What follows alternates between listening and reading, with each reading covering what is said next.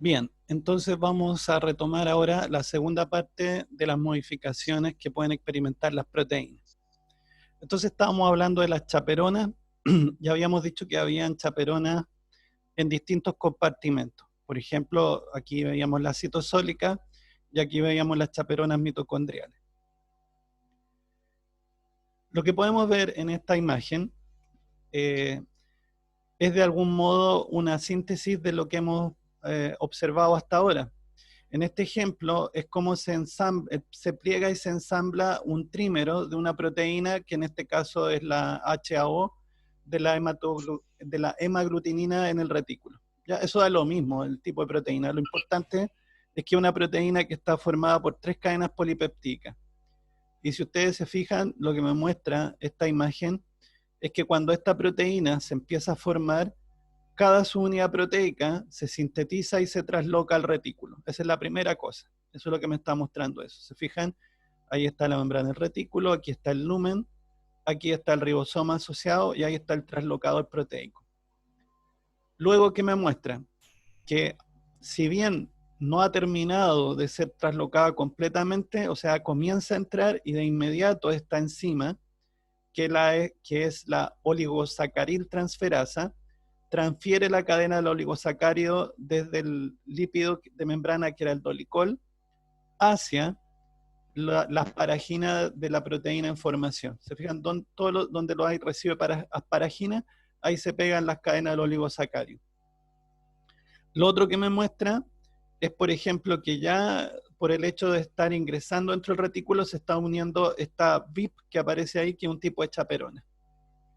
Lo otro que me muestra esta imagen es que además participa en la PDI, empezando a formar y a reordenar los enlaces por puente disulfuro. ¿Se fijan? Todo esto va ocurriendo a medida que la proteína ingresa. Entonces, todas estas modificaciones que hemos visto por separado van a ocurrir todas ellas sobre cualquier proteína que ingrese al lumen del retículo. Entonces, una vez que se ha sintetizado y ha quedado inserta en la bicapa lipídica una de estas cadenas polipeptídicas, después se agregan las otras 3 para formar el trímero. Acuérdense que trímero significa que es una proteína que está formada por 3 subunidades proteicas. Y aquí cada subunidad proteica es una cadena polipeptídica en sí. Entonces ahí vemos un ejemplo en donde todos los procesos están integrados. Bueno, esta diapositiva es para reforzar la idea que ya les mencionaba. Las chaperonas son estas proteínas que pueden estar presentes tanto en eucariontes como en procariontes, ¿ok? Ambas presentan chaperonas. Y estas chaperonas se dividen en familias que se conocen, por ejemplo, como la HCP70 o la HCP60. Estas nomenclaturas, por ejemplo, la sigla HCP significa proteína de shock térmico. Y el número representa el peso molecular de la proteína. Entonces, esa es la nomenclatura. Bueno, el origen de esto tiene que ver con las primeras proteínas que se identificaron de este tipo. Pero si ustedes se fijan, esa es solamente la familia, porque dentro de estas proteínas de shock térmico hay un montón, ¿ok? Tanto en eucariontes como en procariontes. Y en el caso de los eucariontes, estas chaperonas están en distintos compartimentos, ¿ok? Acá arriba, por ejemplo, aparece una de las chaperonas más grandes, que es la GROEL, que es un tipo de chaperona HSP60, que está representada ahí en una fotografía a partir de una reconstitución tridimensional. ¿Ok? Bien, entonces veamos cómo se puede producir la actuación secuencial de varias chaperonas para lograr finalmente esta proteína plegada del modo que aparece acá. Entonces, acá nos muestran la traducción, empieza a sintetizarse la cadena polipeptídica y vemos que a medida que va saliendo del ribosoma la proteína, se une una primera chaperona que es esta HCP70, de la familia HCP70. Luego, entonces, esto va a hacer que estas chaperonas van a permitir que mientras sale la proteína, esta se mantenga desplegada y también contribuye entonces a la tracción y a la salida de la proteína desde este ribosoma. Una vez que ya ha salido completamente, ¿no es cierto? Estas chaperonas se sueltan de la proteína y para eso se requiere de hidrólisis ATP. Entonces, la hidrólisis ATP permite que estas chaperonas HCP70 se suelten y la transfieran a una segunda chaperona, que es la HCP60. Y esta segunda chaperona, HCP60, que tiene esta estructura, ingresan acá las proteínas de color azul y luego sufren un nuevo nivel de plegamiento. Posteriormente se vuelve a hidrolizar ATP y se sueltan de la HCP60 adquiriendo el plegamiento definitivo. Entonces, lo que quiero que se den cuenta acá es que para lograr ese plegamiento definitivo de esta proteína, desde que fue traducida se necesitó la interacción entre dos chaperonas, en este caso de la familia HCP70 y de la HSP60. Y que en este proceso, para lograr ese plegamiento definitivo, hubo hidrólisis de ATP. O sea, es un proceso activo que requiere de energía. ¿Ok? Eso es importante como característica del funcionamiento de las chaperonas. Bueno, entonces, resumiendo de lo que hemos estado hablando. Entonces, cuando hablamos de plegamiento y procesamiento de proteínas, hemos hablado entonces del rol de las chaperonas en este plegamiento. Hemos dicho que muchas de estas chaperonas son proteínas de la familia de shock térmico. ¿Ok? También hemos hablado de varias enzimas que participan en modificaciones proteicas que afectan el plegamiento. Por ejemplo, vimos la PDI, que era la proteína disulfurisomerasa, que era la que formaba y reordenaba los enlaces por puente disulfuro. Vimos la PPI, que es la peptidil prolilisomerasa, que es la que modificaba los enlaces peptídicos. Después, o antes, mejor dicho, también vimos escisión de proteínas.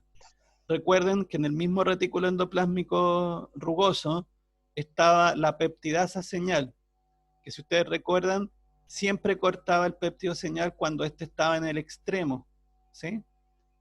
Eso, a eso se refiere el corte o proteólisis, ¿ok? Luego vimos la glicosilación también, en donde la glicosilación implicaba que se agregaban estas cadenas de oligosacáridos a las proteínas en formación y por lo tanto tenían que ver con la síntesis de las glicoproteínas. Y también vimos que las proteínas podían ser aciladas, es decir, se podían unir lípidos a las proteínas. Y aquí nos menciona distintos tipos de enlace covalente para formar entonces estas lipoproteínas. A nosotros no nos interesa tanto que sepan específicamente cómo se conectó, pero sí que recuerden que en algunos casos los lípidos, por ejemplo, se conectaban a la cisteína, ¿sí? Eso entonces como primera parte. Ahora bien, aquí hay un tema bien interesante. Si ustedes se fijan, hasta ahora, ¿qué es lo que hemos visto? Vimos cómo se sintetiza una proteína en general, o sea, por decirlo así, el origen de una proteína. Vimos cómo esta proteína madura, o sea, es modificada a lo largo del paso por estos compartimentos. Y lo que vamos a ver ahora es qué es lo que pasa o cómo una proteína termina su existencia, por decirlo así. Y aquí hay varias formas para destruir una proteína, ¿ok? Entonces, por ejemplo, a veces sucede que a pesar de todos estos mecanismos, bueno, mientras más mecanismos, mientras más complejidad, también la probabilidad de fallos a veces aumenta. Entonces, a veces, supongamos que dentro del retículo, aquí se forma una proteína que está mal plegada. Ya. ¿Qué pasa con esta proteína mal plegada? Si una proteína está mal plegada, esta proteína va a ser traslocada hacia el citosol. Miren, esto es la membrana del retículo, por lo tanto esto es el lumen del retículo, y esto que tenemos acá es el citosol. Entonces la proteína sale por este traslocador proteico, si ustedes se fijan, acá está mencionado el traslocador proteico, sale al citosol, y en el citosol, esta proteína se le va a agregar la ubiquitina. La ubiquitina va a servir como un marcador, ya que toda proteína que esté unida a muchas ubiquitinas, o sea, poliubiquitinizada, esa es la marca de estas proteínas, esas proteínas van a ingresar dentro de esta estructura que se llama el proteosoma. El proteosoma, que también es de naturaleza proteica, tiene actividad proteolítica, es decir, degrada la proteína a sus constituyentes esenciales. ¿Se fijan? Entonces, de esa manera, las proteínas poliubiquitinizadas son degradadas dentro del proteosoma. Y ahí se acabó entonces esta organización, esta forma de organización que nosotros llamábamos la proteína y quedó reducida a sus constituyentes esenciales. ¿Ok? Esto mismo que acabo de explicar lo podemos ver acá. Aquí vemos la etapa en la ubiquitinización. Si ustedes se fijan, para poder poliubiquitinizar la proteína, participan varias enzimas que aquí aparecen con el nombre de enzima 1, enzima 2, enzima 3, y cada una de ellas entonces va a permitir finalmente ir agregando esta ubiquitina. Ahí está, como hablamos de una cadena de ubiquitinas unida a la proteína, por eso usamos el término de poliubiquitinización. Y esta proteína poliubiquitinizada, entonces, va a entrar al proteosoma. Si la proteína no está poliubiquitinizada, no entra al proteosoma y no es degradada. Entonces recuerden que esto ocurre con las proteínas mal plegadas o envejecidas, generalmente proteínas mal plegadas o envejecidas y como consecuencia de eso con alteraciones de plegamiento. Entonces ingresan al proteosoma y en el proteosoma son degradadas sus constituyentes fundamentales, que serían liberar algunos péptidos, aminoácidos y las ubiquitinas, se liberan. Y este proceso de proteólisis dentro del proteosoma también requiere de hidrólisis de ATP, como ustedes ven. Entonces la degradación también es un proceso que requiere de energía. En esta otra imagen, que ilustra más o menos lo mismo que ya acabamos de explicar, nos muestra, el aporte que tiene esta diapositiva es que nos muestra acá a la izquierda una representación tridimensional del proteosoma. Si ustedes se fijan, el proteosoma tiene esta estructura como un barril, ahí, como un barril con dos caperuzas, o con dos tapas, si ustedes quieren, que aparecen aquí de color celeste. Entonces, esta tapa se abre e ingresa la proteína poliubiquitinizada, y luego se abre la inferior y salen los productos de la degradación, que en este caso serían la ubiquitina y los péptidos que se obtuvieron de la fragmentación de esta proteína. Entonces, esta vía de degradación se le llama la vía proteolítica ubiquitina proteosoma. ¿Ok? Es la vía de degradación ubiquitina proteosoma. Entonces, para terminar con esto del destino de las proteínas, qué es lo que ocurre con ellas. Bueno, cuando hablamos entonces de degradación de proteína, acabamos de explicar la ruta de la ubiquitina proteosoma. Entonces recordemos que una proteína mal plegada en el retículo sale al citosol y en el citosol se ubiquitina y luego es degradada en el proteosoma. La otra vía, que ustedes van a ver asociado a otra clase con más detalle, es la vía de proteólisis lisosómica. Ya, ¿cómo ocurre esto? Bueno, esto ocurre del siguiente modo.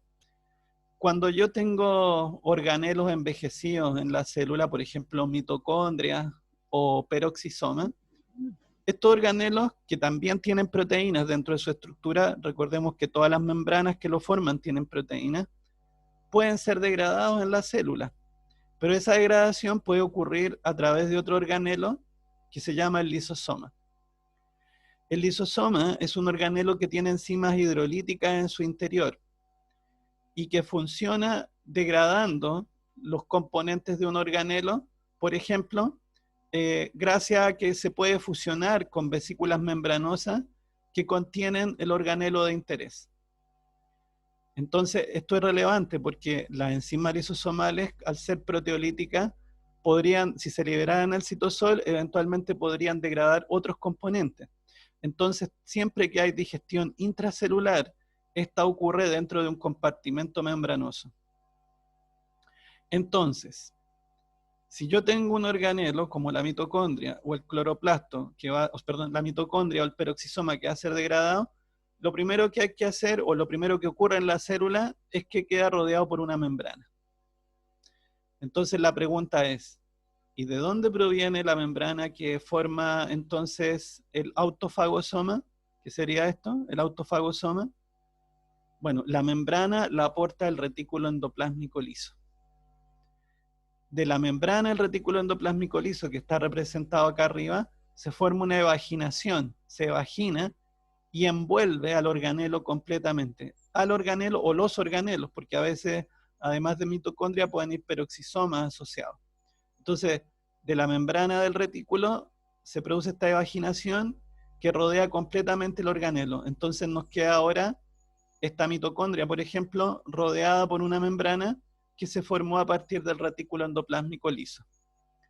De esa manera, esta vesícula membranosa que contiene un organelo de la misma célula, le vamos a llamar el autofagosoma. Ese autofagosoma ahora se puede fusionar con este organelo que trae las enzimas hidrolíticas, que es el lisosoma primario.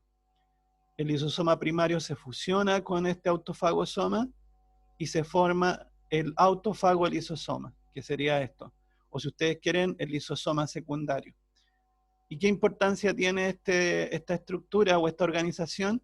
Que aquí ya se han liberado las enzimas del lisosoma y han entrado en contacto con el organelo, y por lo tanto han degradado todos sus componentes, entre ellos las proteínas.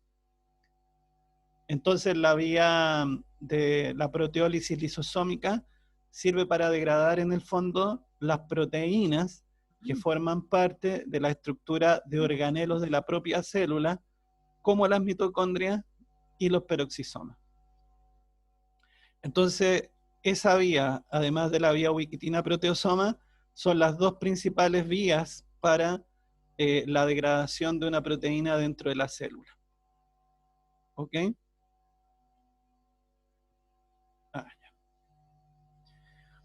Y eso es todo en esta parte, eso es todo por ahora.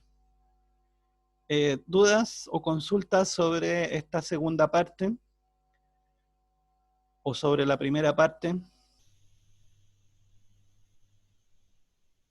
¿O sobre todo lo que hemos visto desde la síntesis de proteínas hasta la degradación de las mismas?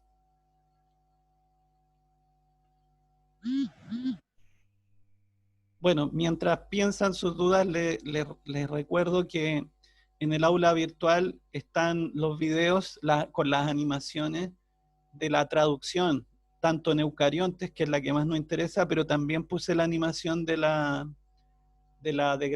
síntesis de proteína en procariontes, que es casi igual. Lo único que cambia es que hay que recordar que los procariontes eh, los procariontes tienen unas secuencias de reconocimiento del complejo de inicio que se llaman del grano. ¿Ok?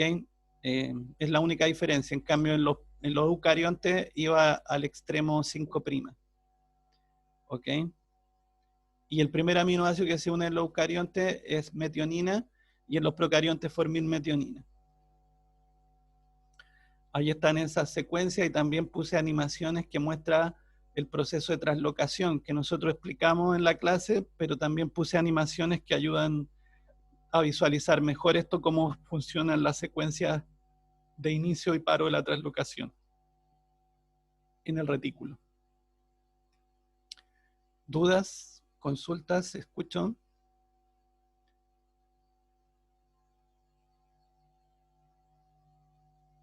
¿Todo claro?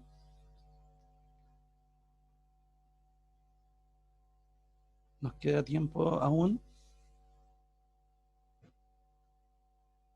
¿Dudas, consultas sobre los temas que hemos visto?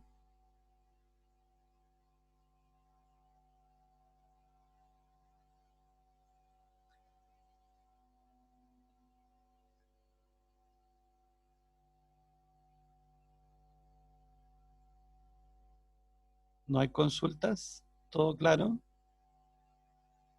Hola, profe, ¿me escucha? Sí, le escucho. Tengo una duda, pero no es con respecto a la materia, sino que en el aula virtual sale un control. ¿El control involucra todas las materias que hemos visto hasta esta? Es que tienes que fijarte bien en el control, porque normalmente el control dice sobre qué tema es. Entonces, es que, a ver, hay dos cosas, no sé a qué control te refieres, porque yo entiendo que en el aula virtual hay algunos controles que son formativos, es decir, que son controles para evaluar algunos de los temas que ya se han tratado. No sé si tu pregunta radica en el control que aparece en el cronograma, porque hay un control dentro de la cátedra que aparece en el cronograma. Ese control se refiere a todo lo que hemos visto hasta o sea, todos los temas de la primera prueba en el fondo. Ese control, si es del cronograma, se refiere a eso. Es como una evaluación previa a la prueba de cátedra. Ah, ya esa era mi pregunta, porque ¿Sí? si entraba toda la materia. Gracias. Sí. Pero insisto, si ese es el control que aparece en el cronograma, porque puede haber que hayan otros controles chicos y que son solamente formativos. Y Oye, tampoco, por favor, bájese del micrófono. fíjate. Y lo otro es el control de laboratorio, que es en el horario de laboratorio y que abarca los contenidos de laboratorio nada más, de que el laboratorio 1. Cada laboratorio tiene su propio control, una vez que todos los grupos ya han tenido el laboratorio, han hecho o han revisado el material de laboratorio. ¿Alguna otra duda?